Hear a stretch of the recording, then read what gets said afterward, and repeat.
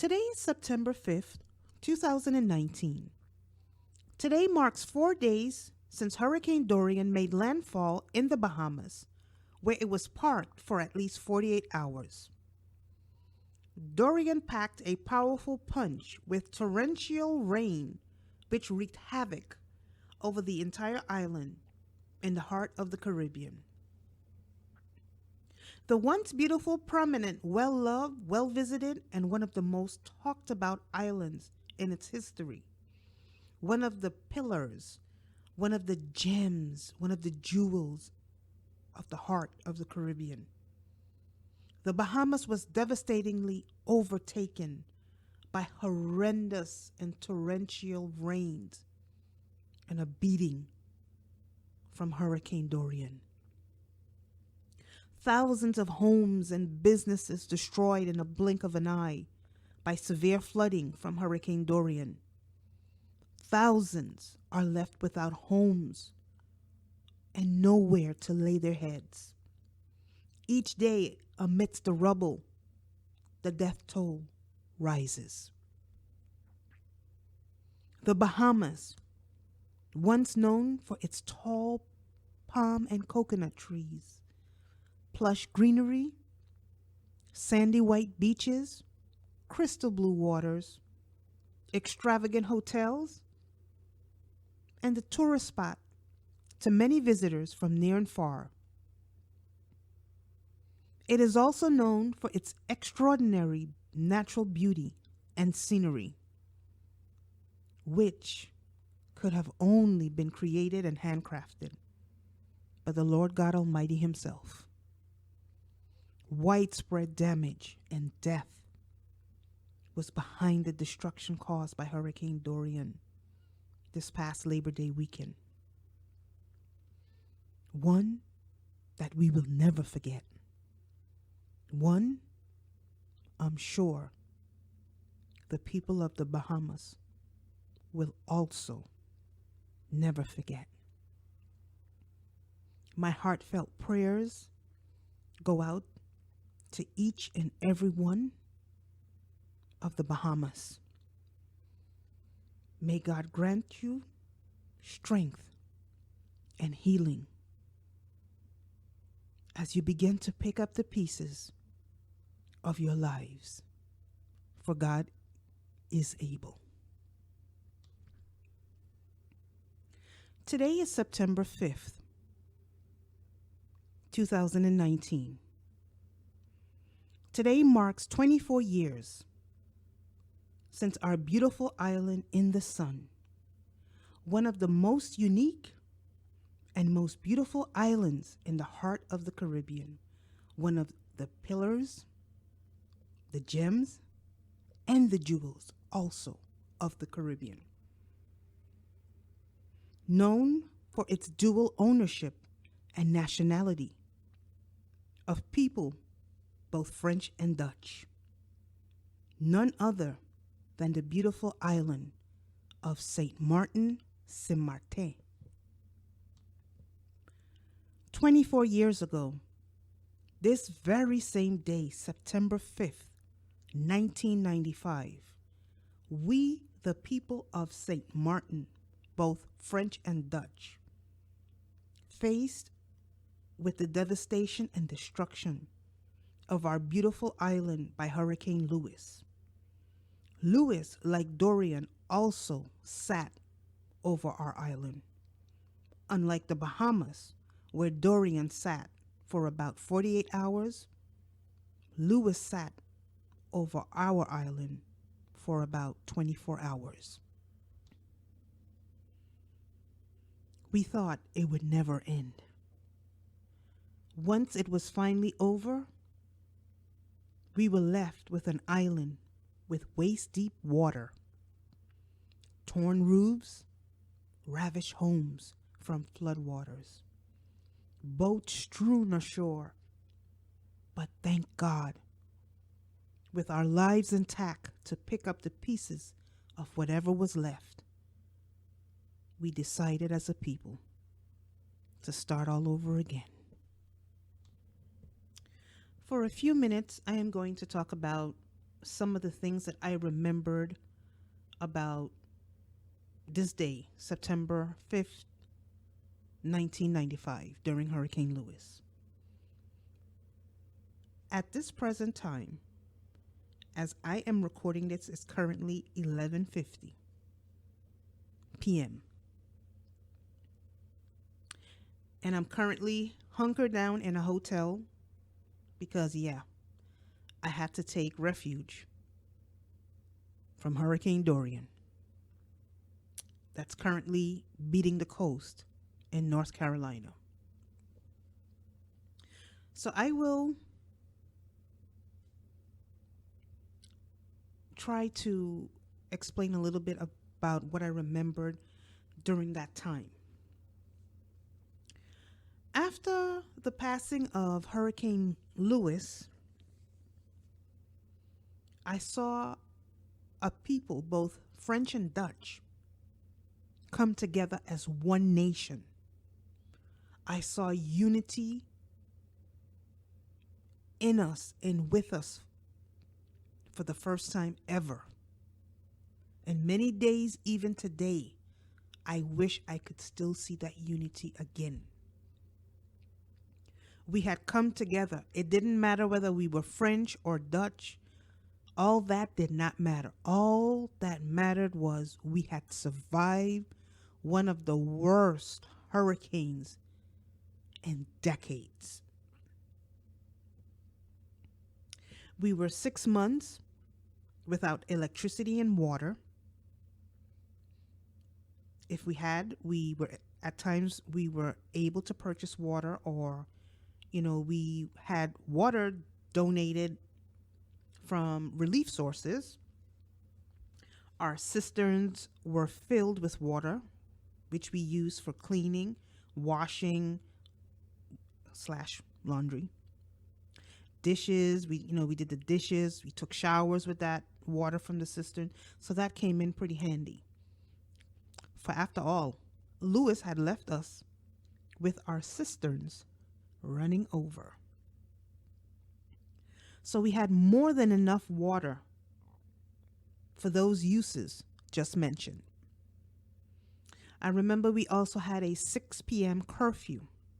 So everyone had to be off of the street by 6 p.m.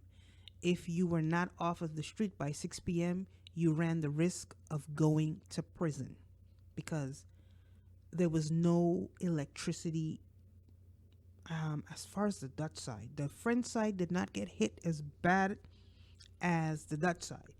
We had no electricity on the Dutch side. The French side may have had some, but we had none. And I remember they had brought in the Dutch Marines to patrol, the streets. So to make sure that people did not break curfews. Of course, there were some people that still, broke the curfew. But of course, they paid the price. And this was to prevent any more looting from taking place. And I remember my grandfather and my uncles, they would get together financially and purchase gasoline every night faithfully for the generator, which would of course cut off between 1 and 2 a.m. in the morning, where, you would be later left in the dark and in some heat. But one of the things I admired, like I said before, was that unity where we all came together. And I remember, I think they would put on the generator either at 5:30 or 6 o'clock. Probably by 5:30, because by 6 it was already dark. So between 5:30 to 6 o'clock, that generator will fire up. They'd fire up the generator. And of course, we would either make some fried or baked Johnny cakes, oh my goodness, with butter, or we'd have it with some corned beef, whatever canned meat we had for the evening, whether it was corned beef, sardines, or if it was just baked Johnny cake with some butter. We didn't care if we didn't have any cheese, to be honest. We were just glad to be alive, and quite frankly, man, to have a nice baked Johnny cake with some butter, that was a blessing in itself. And, we put on some bush tea. Whether it was peppermint bush tea or it was soursop bush tea, we would put that on, and We would have our meal for the evening.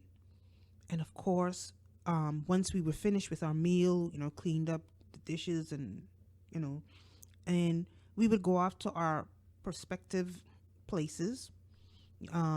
Whether it was some of the men, they would, play checkers if the light was on, dominoes.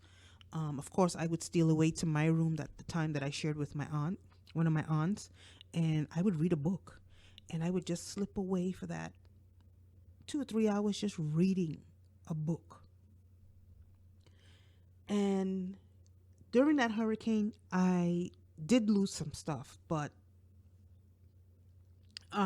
wasn't nothing too great, but I did lose. And I think one of the things that we truly enjoyed after working all day, because trust me, during the day, the sun was scorching hot.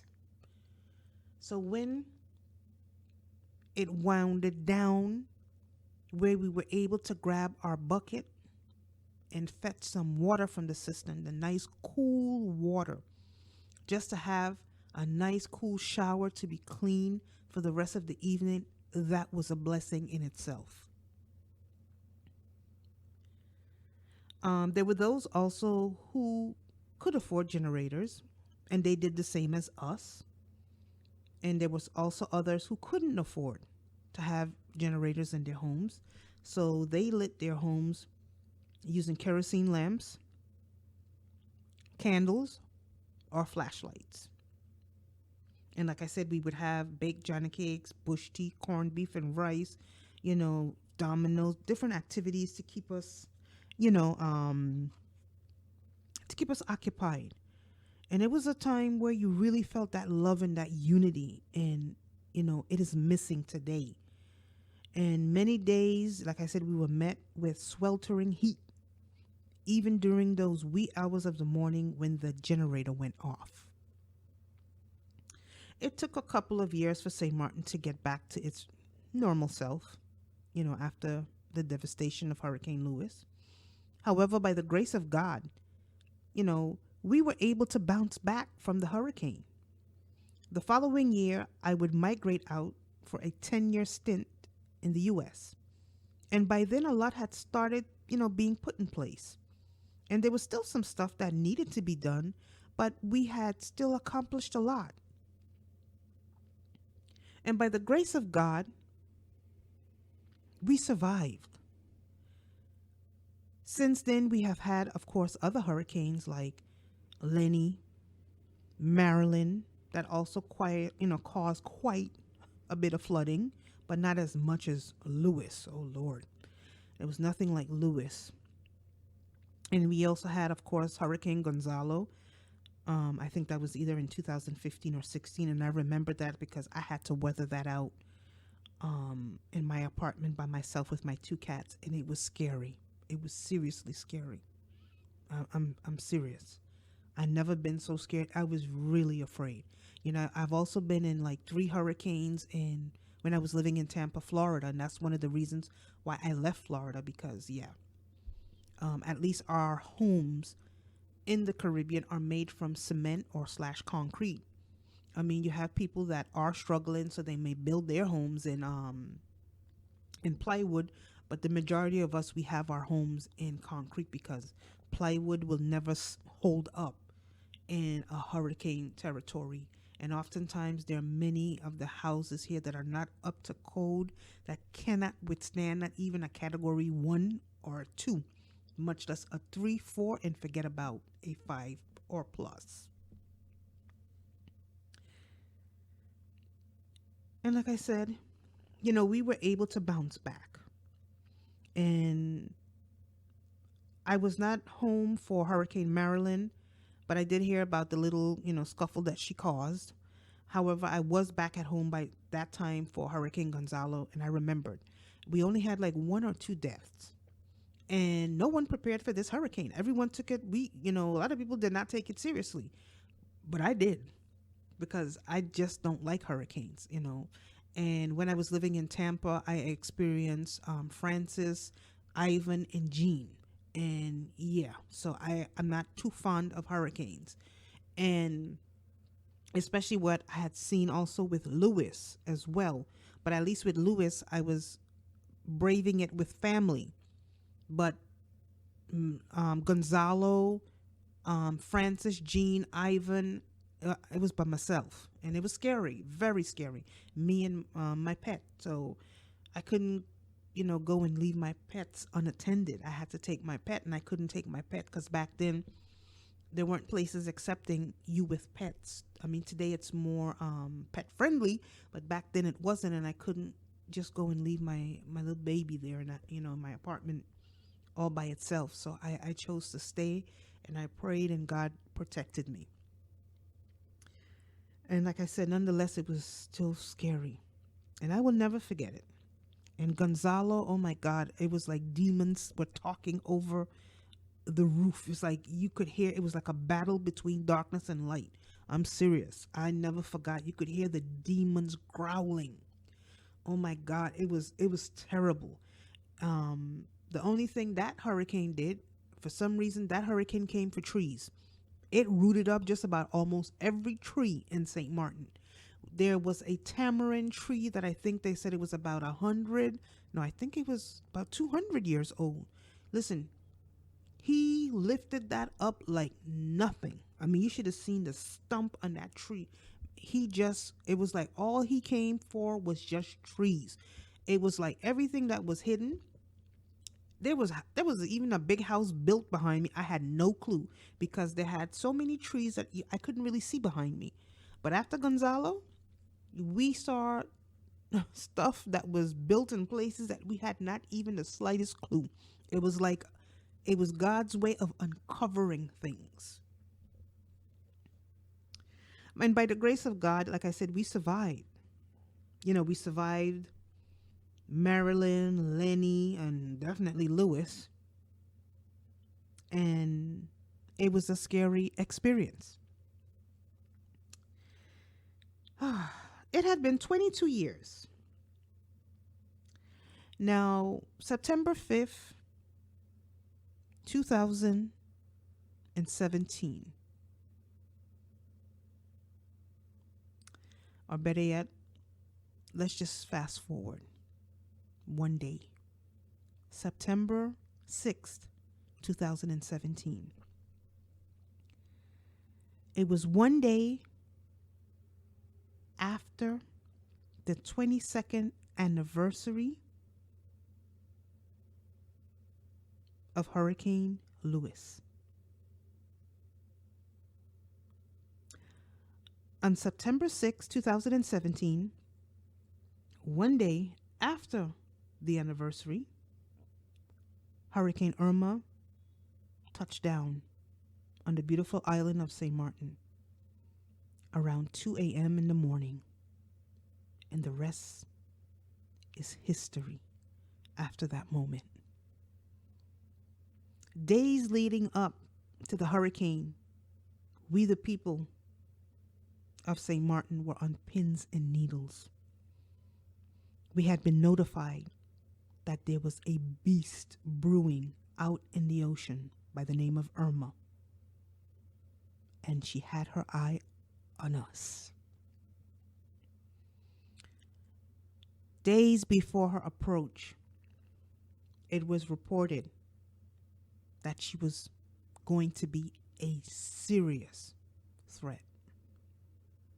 At first, they were predicting that she would arrive on September 5th, which would have been the 22nd anniversary of Luis. I knew right then and there when I heard that it wasn't a good sign. Luis was dangerous. And to have this thing coming on the day of the anniversary of Luis, I knew it was some sign and it was not a good one. But instead it came the day after. They were predicting that Irma was going to be even more dangerous than Luis. After all, Luis was one of the most dangerous hurricanes I had ever experienced in my lifetime. And even others said the same thing, who've been through some hurricanes. And like I said, there have been many others years ago before I was either born or before I had migrated to the island. But the years in between were so far. And my heart leapt in my throat. I experienced Luis. And like I said, I had lost some stuff in Luis, but I didn't lose my life.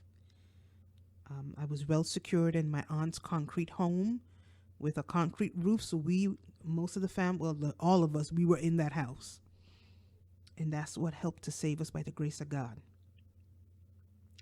And like I said, I remembered how bad that was. So with Irma being worse, I knew that this was no joking matter. I spent the days before she arrived praying earnestly and wholeheartedly to the Lord. I mean, I always do, but I upped it. If there was anything I needed to repent for, trust me, I did it. I wasn't trying to leave any stones unturned, just in case the Lord decided to take me home with Irma.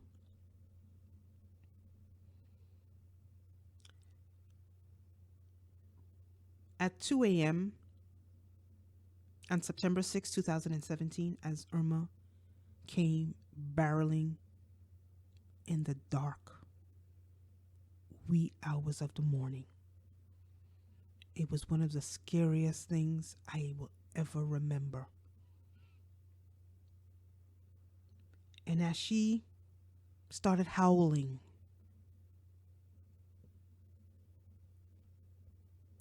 I took my cat's bowls, their feeding bowl and their water bowl, and I brought them to the inner court because that's what the Lord told me to do.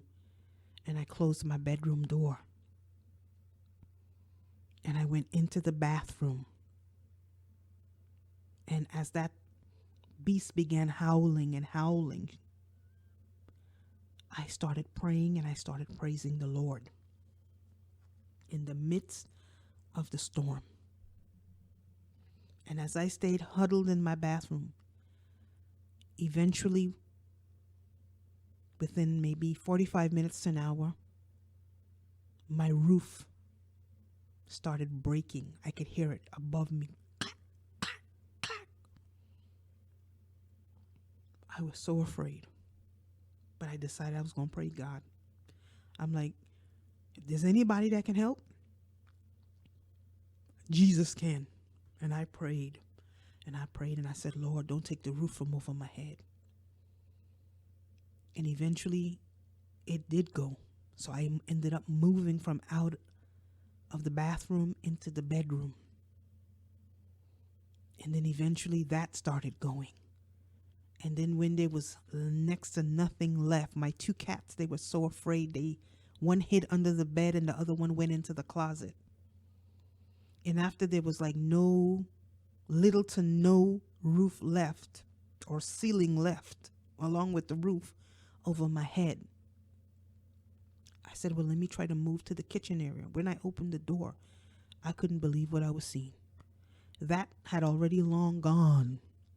My roof took off without a visa.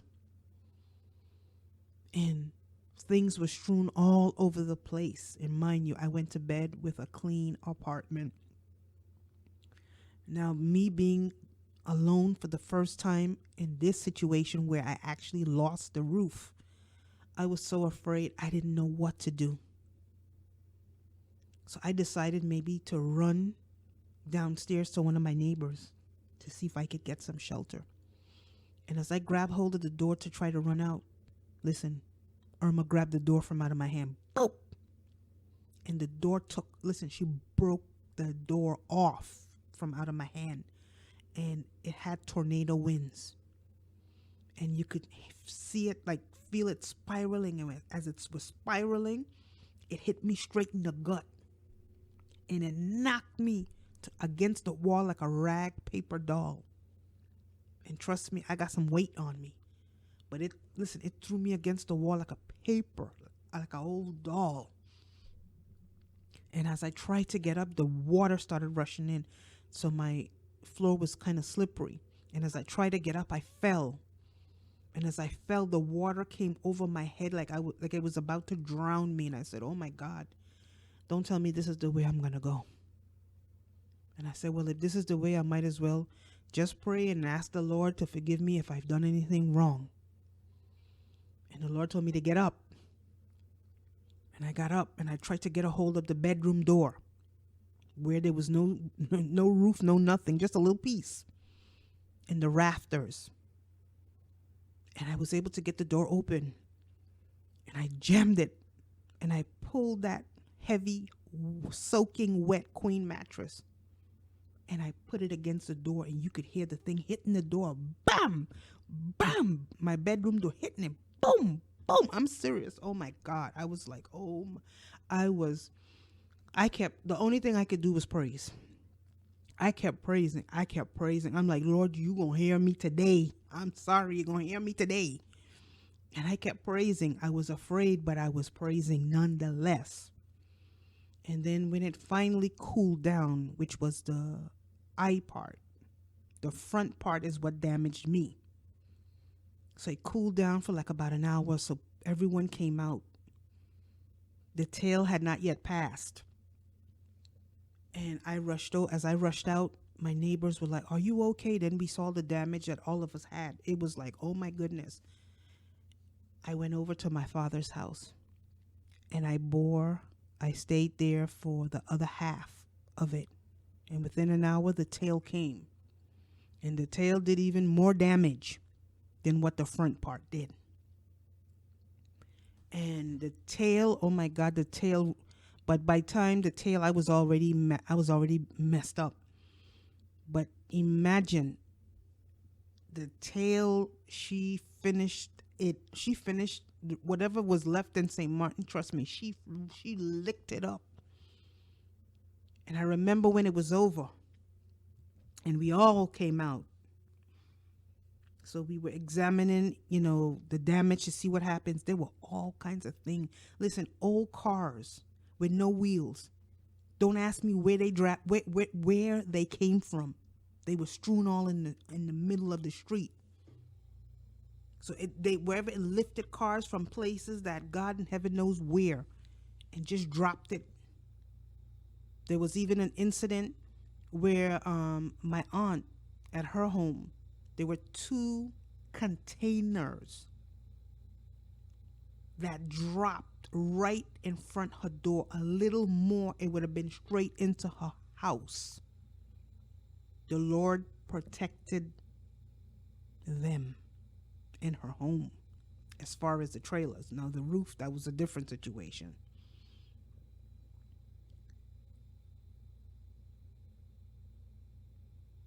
I remember the days before Irma approached.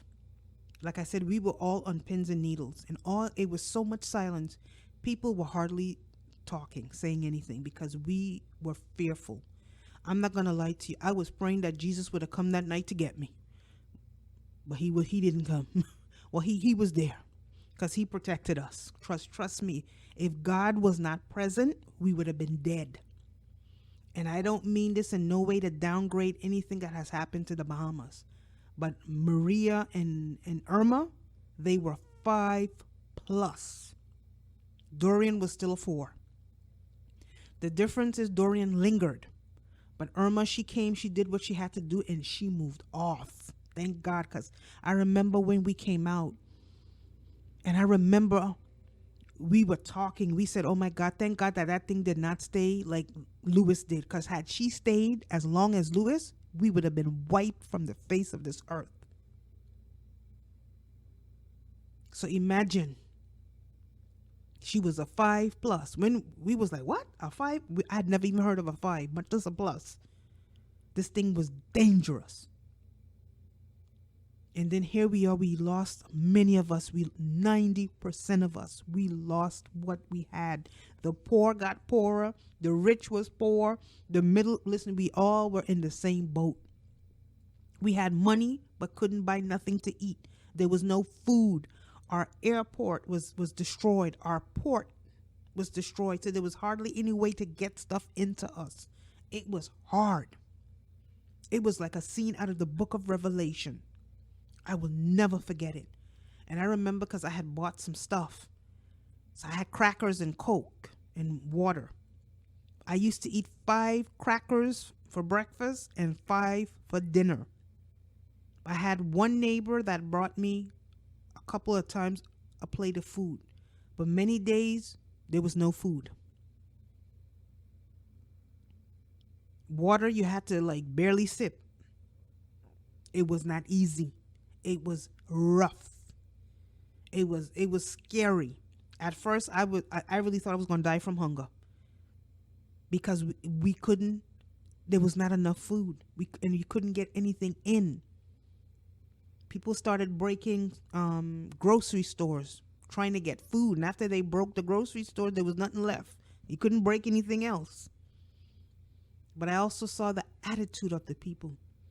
It wasn't the same as it was during Hurricane Luis. There was no unity. It was where every man was for himself. And that was painful. It was painful to watch because I had been in both. I lost in Luis, but in Irma, I lost everything. But I came out alive with my life and my life of my 2 cats to live to tell the story. To tell the story. And I remember when I looked around at the place, I said, oh God, to Maarten, finish. Those were my words.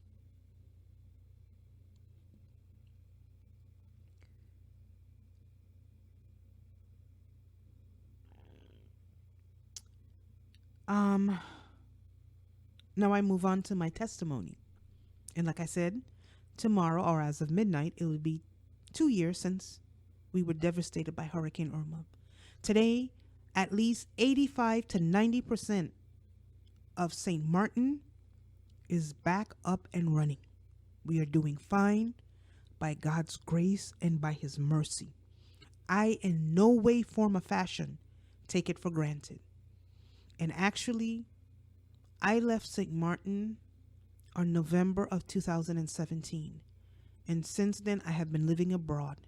And since then, I have went from St. Maarten to 3 different women's homeless shelters in 3 different states.